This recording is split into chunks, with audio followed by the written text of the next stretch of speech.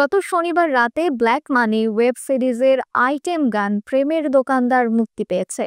৩ minute ৪৪ second দৈর্ঘ্যের গানটিতে আবেদনময়ী রূপে হাজির হয়েছে পূজা চেরি। প্রিয় চট্টোপাধ্যায়ের লেখা গানটি সুর করেছেন আকাশ। এতে কণার সঙ্গে আকাশ নিজেও কণ্ঠ দিয়েছেন।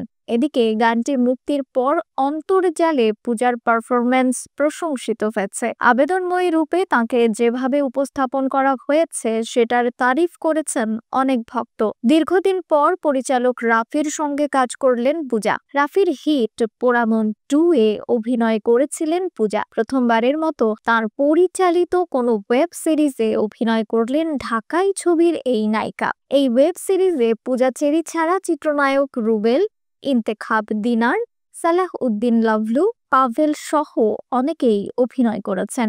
রায়হান রাফির ওয়েব সিরিজটি জানুয়ারির প্রথম সপ্তাহে ওটিটি প্ল্যাটফর্ম বঙ্গতে মুক্তি পাবে। নিউজ ডেস্ক, রিফাত আরা ইসলাম, ভোরের আকাশ।